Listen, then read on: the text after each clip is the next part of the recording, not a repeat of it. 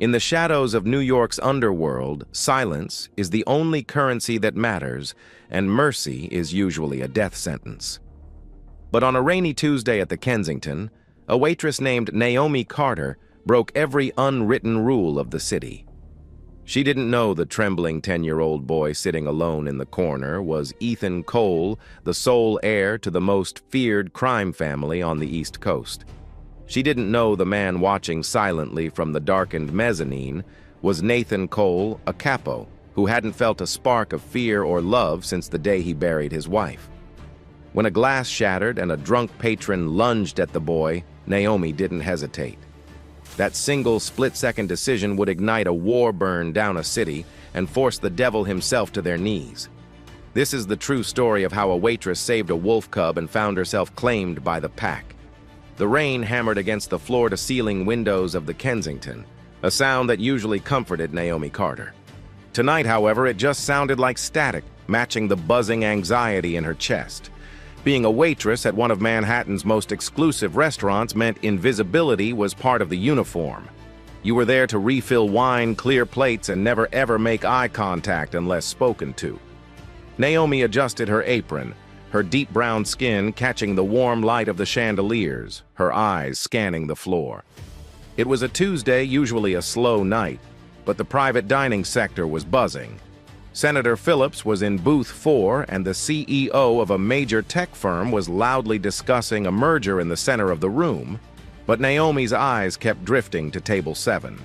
Sitting there completely alone was a boy. He couldn't have been more than 10 years old. He was dressed in a miniature suit that cost more than Naomi's car a charcoal 3-piece that looked stiff and uncomfortable. His dark hair was slicked back, and his legs dangled off the velvet chair, not quite touching the floor. He had a coloring book open, but he wasn't coloring. He was staring at the store, his small hands gripping a crayon so hard his knuckles were white. "Stop staring, Naomi!" hissed Greg, the floor manager, snapping his fingers in front of her face. "Table 7 pays more for privacy than you will earn in a lifetime. Refill his water. Do not speak to him." Naomi nodded, swallowing a retort. She grabbed the crystal pitcher and made her way over. As she poured the water, she noticed the boy flinch. "It's okay," she whispered, breaking the rule of silence. "Just water. Are you hungry, sweetie?" The boy looked up. His eyes were a piercing, icy blue, startlingly intelligent, but filled with a profound, vibrating terror. He shook his head minutely. "Hey, you!" The shout boomed across the restaurant, silencing the hum of conversation. Naomi froze. A man stumbled out of the bar area. It was Mr. Henderson, a hedge fund manager, known for tipping poorly and drinking top-shelf scotch like it was apple juice. He was swaying, his face flushed a violent red. "Where is my drink?" Henderson bellowed, knocking into a waiter. He scanned the room, his blurry eyes locking onto table 7. "And why is there a kid in here? This is a gentleman's establishment." Greg, the manager, was nowhere to be seen. The security guard was on the other side of the room, distracted by the senator. Henderson stumbled towards the boy. "You think you're special, kid, sitting there like a little prince?" The boy, Ethan, shrank back into his chair, the crayon snapping in his hand. "Sir, please," Naomi said. Stepping between the table and the drunk man, her heart was hammering against her ribs. "He's just a child. Please return to the bar." Henderson looked at Naomi as if she were a stain on his shoe. "Get out of my way, sweetheart. I want to teach this brat some manners." "Staring at me, who does he think he is?" Henderson lunged. It wasn't a coordinated attack, just a drunken heavy shove intended to push the table over and scare the boy, but he was a large man, over 6 feet tall and heavy. Naomi didn't think. She didn't calculate the risk of losing her job or the danger of assaulting a VIP guest. She saw the heavy oak table tipping towards the terrified boy's legs. She threw herself forward. She caught the edge of the table with her hip, a blooming bruise forming instantly, and used her momentum to shove Henderson back. But Henderson flailed his hand, grabbing a heavy crystal wine decanter from a nearby tray. He swung it wildly. "No!" Naomi screamed. She twisted her body, shielding the boy with her own back. Crack. The decanter shattered against Naomi's shoulder blade. The pain was blinding, white-hot and immediate. Shards of glass rained down, slicing into her arms and the boy's cheek. The entire restaurant gasped. Silence fell absolute and terrifying. Naomi fell to her knees, gasping, her arm instinctively wrapping around the boy's head, pulling him into her chest. "Don't look!" she whispered through grit teeth, blood seeping through her white uniform. "Don't look, honey!" Henderson stood there panting, realizing what he had done. "She attacked me! You all saw it! The Guinea attacked me!" For 3 seconds, nobody moved. Then, from the shadows of the mezzanine balcony above, a slow clapping began. Clap, clap, clap. It was a dark, hollow sound. A man descended the spiral staircase. He moved with the predatory grace of a panther, silent and fluid. He wore a black suit that absorbed the light, and his face was a mask of cold, terrifying indifference. It was Nathan Cole, and he looked ready to burn the world down. The temperature in the room seemed to drop 10 degrees as Nathan Cole reached the bottom of the stairs. He didn't look at the senator. He didn't look at the hedge fund manager. His eyes, identical to the boy's, that same piercing ice blue, were locked on Naomi, a young black woman huddled on the floor, bleeding, shielding his son. 2 men in dark suits materialized behind Nathan. They were massive, their presence heavy with the promise of violence. "Papa!" Ethan cried out, his voice cracking. He tried to scramble up, but Naomi held him gently. "Stay down, Ethan," Naomi whispered, wincing as the glass in her shoulder shifted. Nathan stopped 3 feet from them. He crouched down, ignoring the blood that was now pooling on the expensive Persian rug. He looked at his son. "Ethan, are you hurt?" "She saved me," Ethan whispered, pointing a shaking finger at Naomi the man. "He tried to hit me with the bottle. She jumped in the way." Nathan's gaze slowly shifted to Naomi. Up close, he was devastatingly handsome, but in the way a thunderstorm is beautiful, dangerous, and overwhelming. He saw the blood soaking her uniform, the glass embedded in her shoulder, and the fierce protective grip she still had on his son. He reached out his hand, hovering near her face. Naomi flinched. "I am not going to hurt you," Nathan said, his voice a low baritone that vibrated in her chest. "You are bleeding." "I'm fine." Naomi lied, her voice trembling. "Just get him out of here." Nathan stood up. The tenderness vanished instantly, replaced by a cold rage that made the air feel thin. He turned to Henderson. Henderson was sobering up rapidly, his face draining of color. He recognized Nathan Cole. Everyone in New York knew the face of the man who controlled the docks, the unions, and half the real estate in Manhattan. Mr. Cole, Henderson stammered, holding his hands up. "I didn't know the boy." He was staring. It was a misunderstanding. The waitress, she escalated it. Greg, the manager, finally rushed over, sweating profusely. "Mr. Cole, I am so sorry. This is unacceptable. Naomi, you are fired. Get out. You've caused a scene and assaulted a guest." Greg grabbed Naomi's uninjured arm to yank her up. "Touch her again," Nathan said softly, "and you will lose that hand." Greg froze, releasing Naomi as if she were red-hot iron. Nathan walked toward Henderson. He didn't shout. He didn't scream. He simply invaded the man's personal space until Henderson was backing up against the bar. "You threw a decanter," Nathan said, his voice conversational, "at my son. I was drunk. It was an accident," Henderson pleaded. "I can pay. I'll pay for everything. The boy, the girl, name your price." Nathan tilted his head. "My son is not for sale, and neither is the woman who bled for him." Nathan snapped his fingers. The 2 guards stepped forward. One grabbed Henderson by the collar, lifting him off his feet effortlessly. Henderson squealed like a trapped pig. "Take Mr. Henderson to the alley," Nathan said, adjusting his cufflinks. "He seems to have trouble standing. Ensure he learns how to fall repeatedly." As Henderson was dragged screaming from the restaurant, the room remained dead silent. Senator Phillips suddenly found his menu very interesting. The tech CEO looked at the floor. Nathan turned back to Greg. "You fired her. Sue, She caused a liability, Mr. Cole. Greg stuttered. Policy. Your policy is to let drunks attack children, Nathan asked. She is the only person in this room with a spine, and you fired her. Nathan pulled a phone from his pocket. He dialed a number, spoke 2 words. Buy it, and hung up. He looked at Greg. Get out. Excuse me. I just bought the building and the restaurant. Nathan said calmly. You are trespassing on my property. Leave before I have you thrown out with Mr. Henderson. Greg's jaw dropped. He looked around, realized the absolute seriousness in Nathan's eyes, and fled. Nathan turned back to Naomi. She had managed to stand up, swaying slightly. The adrenaline was fading and the pain was setting in. The room was spinning. Miss Nathan started. Carter, she whispered. Naomi, Naomi. He said her name like it was a prayer. I need to take you to a doctor. My private doctor. I can't, Naomi mumbled, clutching her shoulder. I don't have insurance. I just lost my job. I have rent. You don't have rent, Nathan said, stepping closer as her knees buckled. He caught her effortlessly, scooping her up into his arms. She felt small against his solid chest. She smelled expensive cologne, gun oil, and rain. Put me down, she murmured weakly. No, Nathan replied. He looked at Ethan, who was standing by his side, looking at Naomi with wide, worshing eyes. Grab her purse, Ethan. We are leaving.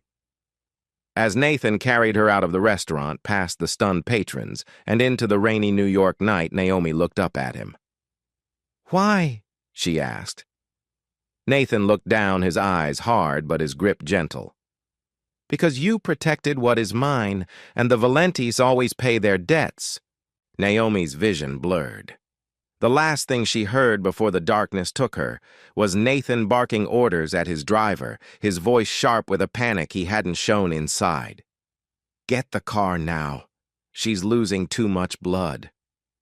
Consciousness returned to Naomi Carter in slow, jagged waves. The first thing she noticed was the smell. It wasn't the bleach and despair scent of a city hospital. It was lavender crisp linen and the faint metallic tang of rain on pavement.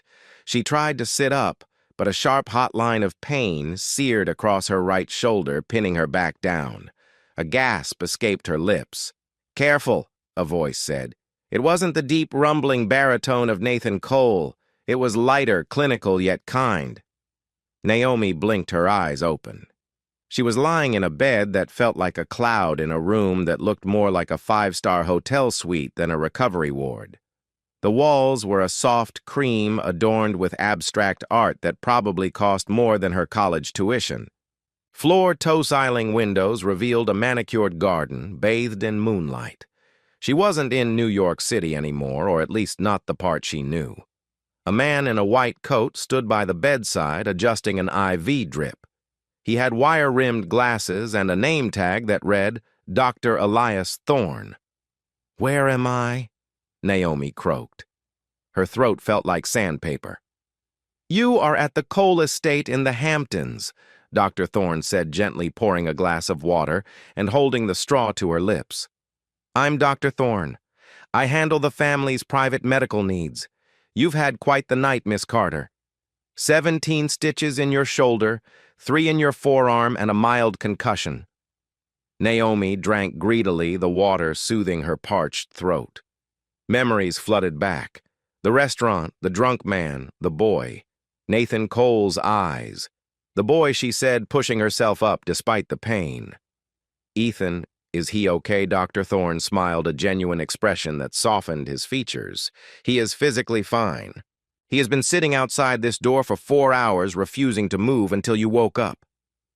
Naomi's heart gave a strange squeeze. He's here. We are all here. A new voice spoke from the shadows of the doorway. Naomi froze. Nathan Cole stepped into the light. He had shed his suit jacket, his white dress shirt unbuttoned at the collar sleeves, rolled up to reveal forearms corded with muscle and inked with faint, intricate tattoos. He looked exhausted, the lines around his eyes deeper than before, but his gaze was as intense as a laser. Dr. Thorne nodded respectfully to Nathan and quietly exited the room, closing the door with a soft click. Suddenly, the room felt very small. Nathan walked to the foot of the bed. He didn't speak immediately. He just looked at her, studying her face as if he were memorizing a map. "You shouldn't have done it," he said finally. His voice was devoid of gratitude, flat and hard. Naomi blinked, confused. "Excuse me." "You shouldn't have jumped in front of him," Nathan repeated. He walked to the side of the bed, looming over her. "You are a civilian. You are small. You have no combat training. You could have been killed. If that decanter had hit your temple instead of your shoulder, we would be having this conversation in a morgue." Anger, hot and sudden, flared in Naomi's chest, overriding the pain. "You're welcome," she snapped. Nathan's eyes widened slightly. He wasn't used to being snapped at. "I didn't do it for you," Naomi continued, her voice trembling but firm. "I did it because a grown man was attacking a child. I don't care who you are. I don't care who he is. I wasn't going to watch a little boy get hurt." Nathan stared at her for a long, stretching silence. Then slowly, the tension in his shoulders dropped. He pulled a chair over and sat down, bringing himself to her eye level. "No one has protected him before," Nathan said quietly, the mask slipping just an inch. "Not outside the family, and usually not without a paycheck involved." "He looked lonely," Naomi whispered, "and scared." "He is a Cole," Nathan said, his voice hardening again. "We are not allowed to be scared.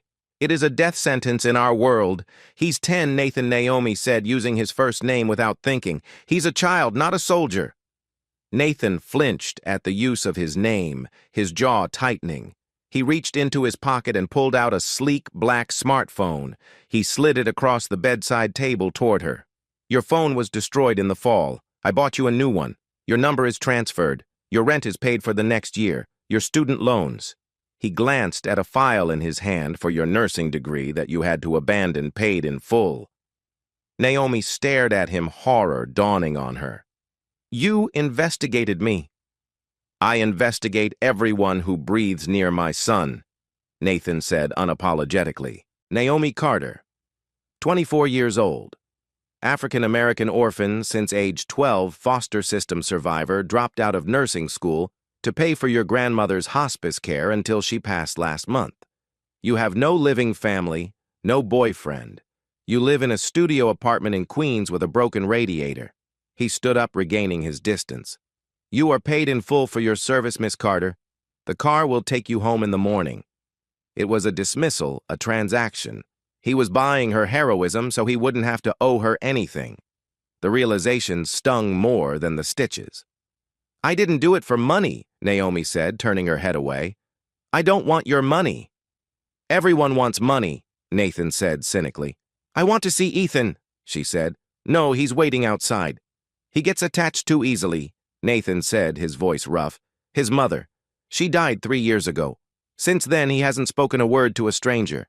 Tonight, he spoke to you. That makes you dangerous." "Dangerous?" Naomi scoffed. "I'm a waitress." "You are a weakness," Nathan corrected.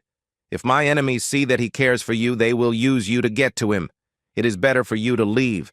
Disappear." Before Naomi could argue, the door handle turned. "Papa!"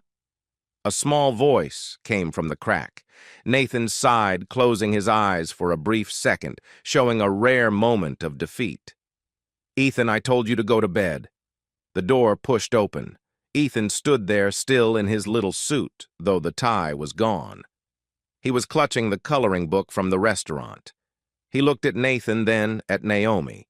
He didn't run to his father. He ran to the bed. "Ethan, careful." Nathan warned, stepping forward, but Ethan was gentle. He reached out and touched Naomi's uninjured hand. His eyes were red-rimmed. "Did you die?" he asked, his voice shaking. Naomi's heart broke. She squeezed his small hand. "No, sweetie. I'm right here. I'm okay. See, just a few bandages." Ethan let out a breath that sounded like a sob. He climbed onto the edge of the oversized bed, curling his legs up, sitting like a guard dog at her feet. He opened his coloring book and placed it on the blanket. "I made this for you," he whispered. It was a drawing of a stick-figure woman with a yellow halo standing in front of a stick-figure boy stopping a giant red blob. Nathan watched them, his face impassive, but his mind racing. He saw the way Ethan leaned into her. He saw the way Naomi's hand naturally smoothed Ethan's hair, a maternal gesture that seemed as instinctive as breathing. He had tried to buy her off. He had tried to push her away. But as he watched his son, who hadn't smiled in 3 years, show a drawing to this stranger, Nathan realized with a sinking dread that this wasn't over. Fate had just dealt him a hand he didn't know how to play. "Miss Carter." Nathan said, his voice changing. The coldness was gone, replaced by a dark, calculating intensity. "Change of plans." Naomi looked up, wary. "What, you can't go home tomorrow?" Why not? Nathan walked to the window, looking out at the dark grounds of the estate. "Because I just received a call from my head of security. A video of the incident at the restaurant has been leaked online. It has 2 million views." He turned back to her, his eyes grim. "Your face is everywhere, and the caption reads, 'The Angel of the Valentis.'" The silence in the room was heavy, suffocating. The beep of the heart monitor seemed to grow louder. "What does that mean?" Naomi asked, her hand instinctively tightening around Ethan's. Nathan walked over to a large flat-screen TV mounted on the wall and turned it on. He switched to a news channel. There on the screen was the shaky cell phone footage from the Kensington. It showed Henderson swinging the bottle, Naomi diving in, and Nathan descending the stairs like an avenging god. The news anchor's voice filled the room. "Social media is buzzing about the mystery woman who saved the life of Ethan Cole, son of alleged mob boss Nathan Cole. Sources say the Cole family, known for their ruthlessness, is indebted to this unknown waitress. But questions arise. Is she a secret lover? A bodyguard? Rival gangs have already commented on the weakness showing in the Cole armor." Nathan turned the TV off. "You are now a public figure," Nathan stated. "And in my world, public figures connected to me are targets." Naomi felt the blood drain from her face. "I can just go back to Queens. I'll stay inside. No one knows where I live." Nathan laughed, a dry, humorless sound. "Henderson knows. He was released on bail an hour ago. He has friends, nasty friends. And besides him, the Russians have been looking for leverage on me for months. Kidnapping the woman who saved the heir would be a perfect way to force my hand." Naomi looked at Ethan. The boy was looking back and forth between them, understanding the tone, if not the words. He looked terrified again. "So, what are you saying?" Naomi asked, a voice barely a whisper. "I'm a prisoner." "No," Nathan said. He walked back to the bed. "I am offering you a job." "I have a job? Or I did?" "I'm offering you a position," wared at him. "Doing what?" "Ethan needs a governess." Nathan lied smoothly. He didn't care about a governess. He had tutors for that. He needed her close so he could control the variable she represented. Someone to watch him be with him. "He clearly trusts you, and I need someone I can trust to keep him safe while I handle the fallout of this mess." "You trust me?" Naomi asked skeptically. "You don't even know me." "I know you took a bottle to the shoulder for a child you didn't know," Nathan said. "That tells me everything I need to know about your loyalty and your stupidity. I can work with both." He leaned in, his hands resting on the bed rails, boxing her in. "The deal is this. You live here. My security protects you 24/7. You receive a salary of $10,000 a month. You stay with Ethan. You do not leave the estate without my permission. In exchange, I keep you alive and I wipe out your debts. For how long? Until the heat dies down. 6 months, maybe a year." Naomi looked at Ethan. The boy had stopped coloring. He was holding his breath, his blue eyes wide with hope. He grabbed her hand with both of his. "Please," Ethan whispered. "Please stay. I promise I'll be good." That shattered her. How could she say no? Going back to Queens meant looking over her shoulder every second, waiting for a bullet or a kidnapping van. Staying here meant safety, but it meant living in the lion's den with the most dangerous man in New York. She looked up at Nathan. His face was unreadable, but his eyes were burning. There was a challenge there. Dare you to enter my world? I have conditions, Naomi said, finding a backbone she didn't know she had. Nathan raised an eyebrow. You are in no position to negotiate, Miss Carter. But amuse me. 1, Naomi said, holding up a finger. I am not a servant. I am Ethan's companion. I don't wear a uniform. Agreed, Nathan said instantly. 2, I get to call my friend Sarah. I need to tell her I'm okay so she doesn't file a missing person report, but I won't tell her where I am. Monitored call? Agreed. And 3, Naomi said, her voice wavering slightly. You don't touch me. This is professional. I'm not one of your women. Nathan's expression darkened. He leaned closer, so close she could feel the heat radiating off him. His gaze dropped to her lips, then back to her eyes. The air in the room grew thick with sudden electric tension. You think you are my type, Naomi, he murmured, his voice low and raspy. My type are women who know the game, women who don't bleed on my rugs. You are a civilian. You are safe from me. He straightened up, buttoning his collar. Rest. We will move your things from Queens tomorrow. Welcome to the family, Naomi. He turned and walked out. Naomi let out a breath she had been holding for minutes. She slumped back against the pillows. Ethan cheered quietly, snuggling into her side. You're staying? He beamed. Yeah, buddy, Naomi sighed, stroking his hair. I'm staying. But as she looked out the window at the moonlit garden, she couldn't shake the feeling that she had just signed a deal with the devil. Nathan said she wasn't his type, that she was safe. But the way he had looked at her, the raw, predatory hunger she had glimpsed for just a split second. She touched her shoulder. The wound throbbed. Outside the door in the hallway, Nathan Cole leaned against the wall. He took a deep breath, running a hand through his hair. His heart was beating faster than it had in years. He had lied. She was exactly his type. The fire in her eyes when she snapped at him, the softness in her hands when she held his son. She was everything he had forced himself to forget existed. He pulled out his phone and dialed his consigliere. Marcus. It's done, Nathan said into the phone. She's staying. Is that wise, Nate? Marcus asked. The Marchetti family is making moves, bringing a civilian into the house now. She's not a civilian anymore, Nathan said, pushing off the wall. She's mine. And if the Moretts touch a hair on her head, I will burn their entire lineage to the ground. He hung up and walked down the long, empty corridor, the echo of his footsteps sounding like war drums.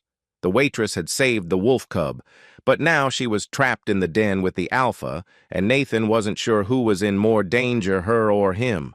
Life inside the Cole estate was like living in a beautiful velvet-lined coffin. It was comfortable, silent, and entirely cut off from the real world. 2 weeks had passed since the incident at the Kensington. For Naomi, the days had bled into a routine that was both terrifyingly foreign and strangely domestic. Her shoulder was healing the stitches, itching beneath the bandages, but the emotional bruising was taking longer to fade. She was ostensibly the governess, but in reality she was Ethan's anchor. The boy was a revelation. Away from the prying eyes of the public and the terrifying stoicism of his father, Ethan was a child starving for affection. He loved Legos, hated broccoli, and had a fascination with astronomy. Naomi spent hours in the estate's massive library reading books about black holes and nebulas to him while he built intricate spaceships on the Persian rugs. Nathan, however, was a ghost. Naomi saw him only in passing, a dark silhouette in the hallway, the slam of a car door at 2 a.m., the smell of cigar smoke lingering in the study. He avoided her with a precision that felt surgical. Yet Naomi could feel his eyes on her. When she walked in the garden with Ethan, she would glance up at the third-floor balcony and see the curtains twitch. When she laughed at dinner with Ethan, the air in the room would shift as if someone was listening from the shadows.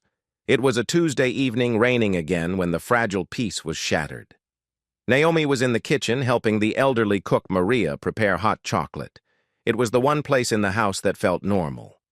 "He eats too much sugar," a voice rumbled from the doorway. Naomi jumped, nearly dropping the spoon. Nathan was leaning against the doorframe. He looked different tonight. He wasn't wearing his suit jacket and his tie was undone. He held a tumbler of amber liquid in his hand, his knuckles white against the glass. "He's a child," Naomi said, recovering her composure. "And it's 90% milk. He had a nightmare about the restaurant again. This helps him sleep." Nathan's expression tightened.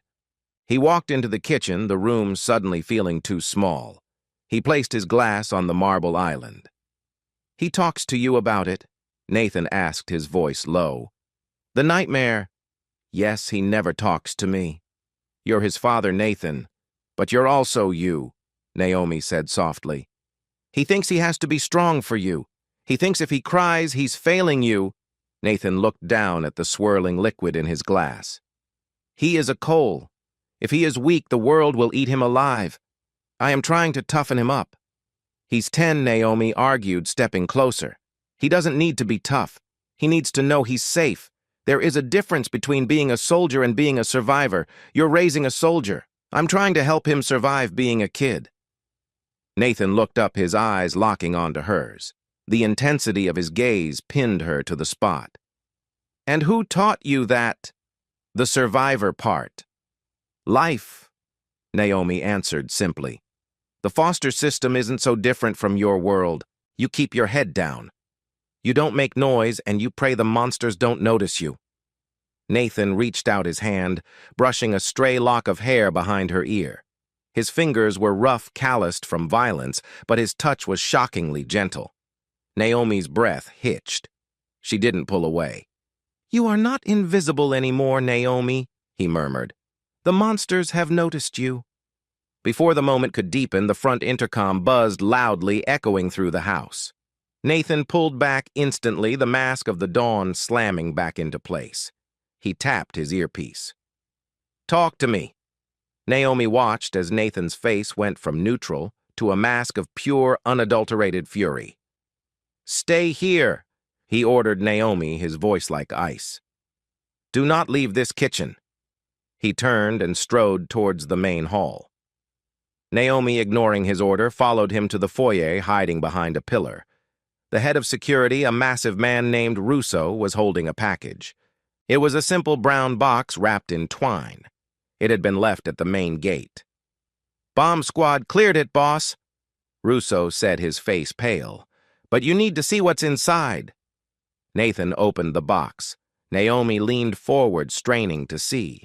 Inside the box lay a pristine white waitress apron, identical to the one Naomi wore at the Kensington, but the center of the apron was stained with a violent splash of red paint, mimicking blood. Lying on top of the apron was a single dead blue jay and a note. Nathan picked up the card.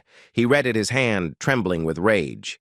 "A pretty bird for a pretty cage, but even birds die when the winter comes. Tell the angel we will see her soon. Signed V.M. Victor Marchetti." Nathan crushed the card in his fist. He turned to Russo. "Double the perimeter. Call the boys. Get the car ready. Where are we going, boss?" "We aren't going anywhere," Nathan snarled. "We are going to war, but first we have to go to a party." He turned and saw Naomi standing by the pillar. She was staring at the dead bird, her face white as a sheet. She knew what it meant. They knew she was here. They knew she was important. Nathan walked over to her. He didn't offer comfort. He didn't offer lies. "Go upstairs," he commanded. "Pack a bag. Formal wear." "Why?" Naomi whispered. "Because hiding you isn't working." Nathan said, his eyes burning with a dark, dangerous resolve. "Marchetti thinks you are a weakness. He thinks I am hiding you because I am ashamed or afraid. So tomorrow night at the mayor's gala, I am going to show him the truth." "What truth?" Nathan stepped close, grabbing her chin and forcing her to look at him. "That you are not a weakness," he hissed. "You are the queen on the chessboard, and I am going to use you to draw the king out so I can kill him."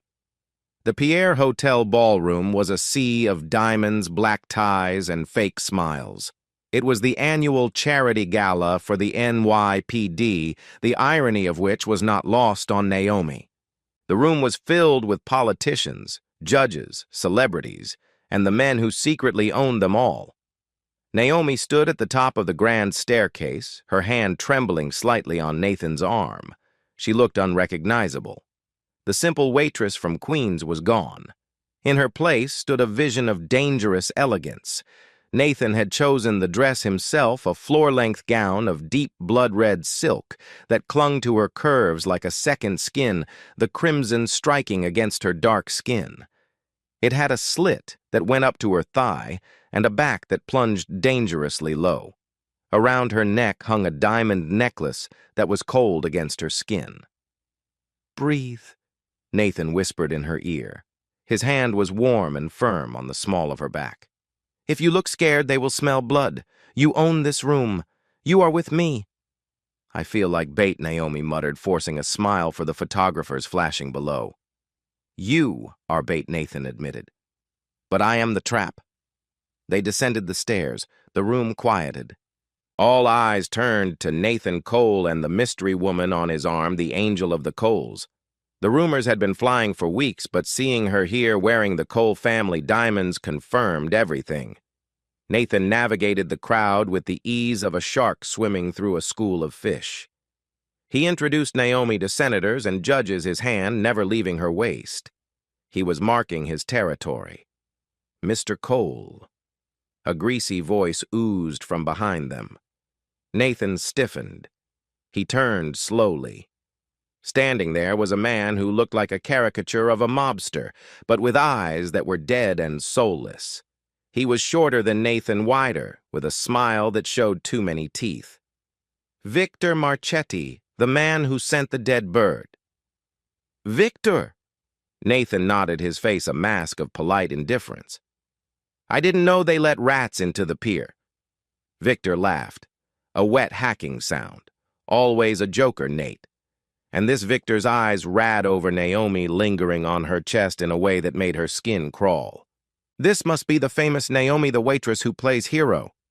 "Miss Carter to you," Nathan said, stepping slightly in front of her. "Of course," S said. He stepped closer, invading Naomi's personal space. "You know, Miss Carter, New York is a dangerous city. Accidents happen, glass breaks, birds fall from the sky." Naomi felt a surge of fear, but then she remembered Ethan. She remembered the fear in the boy's eyes. This man was the reason Ethan couldn't sleep. This man was the reason she was living in a cage. Anger replaced fear. Naomi looked Victor, Marchetti dead in the eye. "I'm not afraid of birds, Mr. Marchetti," she said, her voice steady. "And I handle broken glass just fine. I cleaned up messes for a living." Nathan looked at her, surprise and pride flashing in his eyes. S's smile faltered. He hadn't expected the civilian to bite back. Feisty, he sneered. "I like that. Enjoy the party, Nate. While it lasts." Victor turned and disappeared into the crowd. "You did good," Nathan whispered, guiding her towards the dance floor. "Better than good. I hate him." Naomi said, her hands shaking now that the adrenaline was fading. "I know, dance with me." The orchestra began to play a slow, melancholic waltz. Nathan pulled her close. For a moment, the danger faded. There was just the heat of his hand, the smell of his cologne, and the way their bodies moved in perfect sync. Naomi looked up at him. "What happens now?" "Now," Nathan said, his eyes scanning the balcony, the exits, the waiters. "We wait for him to make a mistake." "He won't do anything here," Naomi said. "There are police everywhere. The police are on his payroll or mine. It doesn't matter." Nathan spun her around. "Naomi, listen to me closely. If anything happens, if you hear a pop, if the lights go out, you drop to the floor. You do not run. You stay under me. Do you understand, Nathan? You're scaring me." "Good. Fear keeps you alive." As the music swelled, Nathan pulled her flush against him. His face was inches from hers. The tension that had been building for weeks in the library, in the kitchen, in the silence of the estate, finally snapped. "I tried to send you away," Nathan murmured, staring at her lips. I tried to pay you off, but you are the most stubborn woman I have ever met." "Maybe you just like the trouble," Naomi whispered. "I think," Nathan said, leaning in. "I am beginning to like you." He lowered his head. Naomi closed her eyes, her heart hammering against her ribs. Bang! The sound wasn't like a movie. It wasn't a loud boom. It was a sharp crack like a whip. The champagne glass in the hand of the woman next to Naomi exploded. Down, Nathan roared. He didn't just push her, he tackled her. He threw his entire weight over Naomi, slamming her to the marble floor, just as a second shot chipped the stone pillar where her head had been a second ago. Screams erupted. The ballroom turned into chaos. People trampled each other. Tables were overturned. "Stay down!" Nathan yelled, pulling a gun from a holster hidden beneath his jacket. "Nathan!" Naomi screamed, clutching his lapels. "I see him!" Nathan growled. Up on the mezzanine balcony, a waiter had dropped his tray and was raising a suppressed pistol. It wasn't Marchetti. It was a hired hitman. Nathan didn't hesitate. He raised his gun, aiming through the panic through the running bodies. He fired once. The man on the balcony jerked back and fell over the railing, crashing onto the buffet table below. "Move!" Nathan grabbed Naomi's hand, hauling her up. "We have to go to the kitchen." They ran. Naomi's heels slipped on the spilled champagne and broken glass. Nathan half-carried her, his gun sweeping the room. They burst into the hotel kitchen. Cooks were cowering under stainless steel tables. "The back exit," Nathan commanded. "Go." They reached the loading dock. The cool night air hit Naomi's face. "We made it!" she gasped. "No!" Nathan said, stopping abruptly. He looked at the alleyway. It was blocked. A black SUV was parked horizontally across the exit. 4 men stood there holding submachine guns, and in the center, smoking a cigar, was Victor Marchetti. "I told you, Nate," Marchetti called out, his voice echoing off the brick walls. "The party is over." Nathan pushed Naomi behind him. He checked his magazine. He had 6 bullets. There were 5 men. "Naomi," Nathan said, his voice strangely calm. "Yes," she wept. "Do you trust me?" "Yes. When I start shooting, you run back inside. You find Russo. You don't look back." "No." Naomi grabbed his arm. "I'm not leaving you." Nathan turned to her in the dim light of the alley, with death staring them in the face. He cupped her cheek. "You have to," he said, "because Ethan needs one of us, and it looks like it's going to be you." He kissed her. It was hard, desperate, and tasted of goodbye. Then Nathan Cole turned, raised his gun, and walked into the fire. The alleyway behind the pier was a canyon of shadows, illuminated only by the harsh yellow glare of a distant street lamp and the headlights of Marchetti's SUV. The air smelled of wet asphalt and impending death. Nathan walked forward. He didn't run. He didn't crouch. He walked with the terrifying calm of a man who had already accepted his fate. "Bold!" Marchetti laughed, signaling his men. "Cut him down!" Nathan moved. It was a blur of motion too fast for the human eye to track comfortably. As the first submachine gun raised, Nathan fired. Bang, bang. 2 guards dropped holes in their foreheads before their bodies even registered the impact. Nathan dove behind a stack of industrial dumpsters as the alley erupted in a hail of bullets. Sparks flew as rounds chewed up the metal shielding him. He was pinned. He had 4 bullets left. There were 3 men standing plus Marchetti. "You're getting old, Nate." Marchetti taunted, firing blindly at the dumpster. "You missed me." Inside the hotel doorway, Naomi stood frozen. Her entire body screamed at her to run. Find Russo, find safety, run to Ethan. That was the deal. But then she saw it. One of the gunmen was flanking Nathan. He was creeping along the wall, moving to get a clear angle behind the dumpster. Nathan was focused on Marchetti. He didn't see the man circling him. If Naomi ran, Nathan died. It wasn't a choice. It was a reflex. Lying on the concrete near the door was the hitman Nathan had shot from the balcony, the one who had fallen. His suppressed pistol lay a few feet from his outstretched hand. Naomi didn't think about nursing school. She didn't think about the oath to do no harm. She thought about a little boy with blue eyes who had asked if she had died. She thought about the man who had told her she was a queen. She lunged for the gun. It was heavier than it looked, cold and greasy. In the alley, the flanking gunman raised his weapon, aiming at Nathan's exposed back. "Hey!"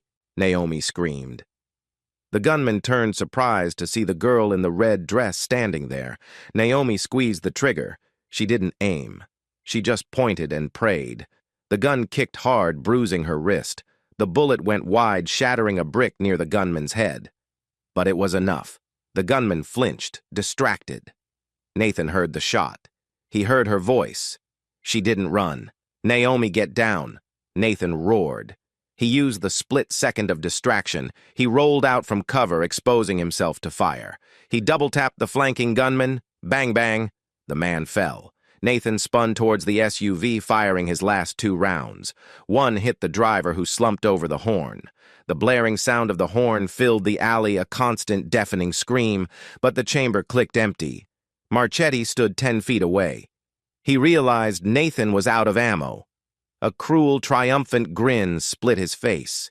He raised a heavy revolver, aiming directly at Nathan's chest. Nathan was on one knee. No cover, empty gun. "Say goodbye, Nate." Marchetti sneered. "I'll make sure the girl screams for you." Nathan looked at the barrel of the gun. He didn't flinch. He just looked past Marchetti, his eyes locking with Naomi's. There was no fear in them, only an apology. "I couldn't save you." Marchetti's finger tightened on the trigger. Click. The alley went silent, save for the blaring car horn. Marchetti frowned. Confused. He pulled the trigger again. Click. Misfire. Marchetti snarled, racking the slide. "No," a voice said from the darkness. "Betrayal." Marchetti froze. He looked down at his own hand. Suddenly, the back window of the SUV rolled down. A man was sitting there. Marchetti's own underboss, Lucas. "Sorry, Vic," Lucas said, lighting a cigarette. But Cole made a better offer. Marchetti spun around, eyes wide with shock. "Lucas, you rat! I'm your brother-in-law. Business is business." Lucas shrugged. "And Cole offered me the territory. Plus, you shot at a kid, Vic. Even rats have standards." Nathan stood up slowly. He tossed his empty gun aside. He reached into his jacket pocket and pulled out a switchblade. Marchetti backed up, fumbling to reload his revolver. "Nate, wait. We can talk. The commission. The commission isn't here." Nathan set his voice a low growl. "You threatened my son. You hunted my woman." Nathan lunged. It was over in seconds. The violence was brutal, personal, and final. When Nathan stepped back, Marchetti lay still on the wet pavement. Nathan stood there, breathing heavy. Blood not his own splattered on his white shirt. The adrenaline was crashing. He turned slowly toward the hotel door. Naomi was still standing there, holding the gun with both hands shaking violently. She looked at the bodies. She looked at the blood. She looked at the man she had fallen in love with. A monster, a killer, a savior. Nathan walked toward her. He stopped a foot away, afraid to touch her with his bloody hands. "I told you to run," he rasped. "I don't take orders." Well, Naomi whispered, the gun slipping from her fingers and clattering to the ground. "You saved my life," Nathan said, looking at her with a reverence usually reserved for saints. "That guy, he had me dead. You distracted him." "I missed Naomi," said, tears finally spilling over. "You didn't miss what mattered," Nathan said. He stripped off his ruined jacket and threw it on the ground. He stepped forward and pulled her into his arms, crushing her against him. He didn't care about the blood. He didn't care about the sirens wailing in the distance. He buried his face in her neck, breathing in her scent, grounding himself. "It's over," he murmured into her hair. "He's gone. You're safe. Ethan is safe." Naomi sobbed into his chest, the adrenaline leaving her body, leaving her knees weak. "I thought I lost you. You can't lose me." Nathan promised, lifting her face to look into her eyes. "I belong to you now. Debt paid." 3 years later, the sun was setting over the Amalfi coast, painting the sky in hues of violet and gold. The terrace of the villa overlooked the sparkling Mediterranean Sea. Naomi sat at the patio table, sipping a glass of wine. She looked different now.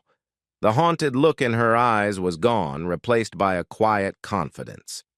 She wore a simple white sundress, and on her finger a diamond the size of a robin's egg glittered in the light. "Mama, look." Naomi turned. Ethan, now 13 and going through a growth spurt, was running up the stone steps from the private beach. He was tan, smiling, and holding a massive seashell. "It's a Triton's trumpet," Ethan announced proudly, placing it on the table. "Dad said it's rare." "It's beautiful, Ethan," Naomi said, smoothing his messy hair. "Go wash up for dinner. Grandma Maria made lasagna." "Yes," Ethan cheered, sprinting into the house. Naomi watched him go, her heart swelling. He wasn't the scared boy in the suit anymore. He was happy. He was loud. He was safe. A hand rested on her shoulder. Nathan leaned down and kissed her cheek. He had traded his black suits for linen shirts and slacks, though the dangerous edge in his eyes remained, now only reserved for those who threatened his family. "Is he happy?" Nathan asked, looking at the door where Ethan vanished. "He's perfect," Naomi smiled. "He asked if he can have a telescope for his birthday." "I'll buy him the observatory," Nathan said on seriously. Naomi laughed, swatting his arm. "Just the telescope, Nate. We have to keep him grounded." Nathan pulled up a chair and sat beside her, taking her hand. He ran his thumb over her wedding ring. "Do you regret it?" he asked suddenly. "Regret what that night, the restaurant, the glass, the gun, choosing this life?" Naomi looked out at the ocean. She thought about her old life, the struggling waitress, the loneliness, the invisible existence. Then she looked at the man who would burn the world down if she scraped her knee, and the boy inside who called her mama. She turned to Nathan, her eyes fierce and loving. "I'd take the glass again," she said softly. "I'd take the bullet. I'd do it all again." Nathan smiled. A real smile, one that reached his eyes. "Good," he said, pouring himself a glass of wine, "because I have a meeting with the heads of the 5 families next week." Naomi rolled her eyes, picking up her wine glass. "Fine, but if you get blood on your suit, you're cleaning it yourself." Nathan laughed, the sound echoing over the cliffs. The waitress had saved the wolf. The wolf had crowned her queen, and together they ruled the night. This story reminds us that true strength isn't always about muscles or guns. Sometimes it's about the courage to stand up for the vulnerable when no one else will. Naomi Carter started as a waitress who was invisible to the world. But by protecting a child, she proved she had the heart of a lioness. Nathan Cole, a man made of stone, learned that love wasn't a weakness, but the ultimate weapon. Their journey proves that even in the darkest worlds, light can find a way in if you are brave enough to open the door. If your heart raced when Naomi picked up that gun, or if you melted when Ethan finally called her mama, please hit that like button. It helps us tell more stories like this. What would you have done in the alley? Would you have run, or would you have stayed to fight? Let me know in the comments below, and don't forget to subscribe and ring the notification bell so you never miss the next part of our Mafia romance saga. Thanks for watching.